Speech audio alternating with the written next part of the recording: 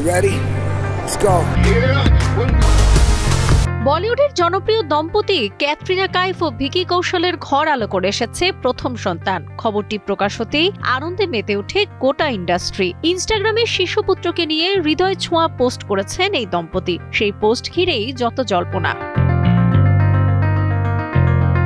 Social মিডিয়ায় হঠাৎ ছড়িয়ে পড়েছে ভিকি ক্যাটরিনার সেই পোস্টের স্ক্রিনশট। কমেন্টে রয়েছে বলিউডের ভাইজান সালমান খানের মন্তব্য। সালমানের সেই মন্তব্যে লেখা আছে, ये सब प्राइवेट चीजें इंटरनेट पे मत डाला करो यार। টানা তৃতীয়বার অর্জন করেছে দেশের সেরা সুপার ব্র্যান্ড স্বীকৃতি বসুন্ধরা টিস্যু। মুহূর্তেই ভাইরাল হয় সেই স্ক্রিনশট। কেউ মজার ছলে, কেউ অবিশ্বাস নিয়েই শেয়ার করতে থাকেন পোস্টটি।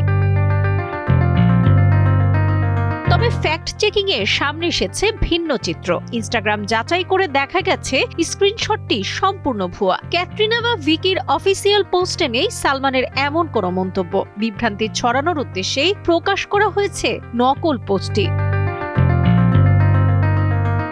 2021 সালের ডিসেম্বরে বিবাহ বন্ধনে আবদ্ধ হন ভিকি ক্যাট। চলতি বছরের সেপ্টেম্বরে জানান গর্ভাবস্থার খবর। অবশেষে সন্তান জন্মের খবর প্রকাশ্যে আসতেই নতুন আলোচনা। তবে ফেক মন্তব্যের বিভ্রান্তির মাঝেও থেমে নেই ভক্তদের ভালোবাসা।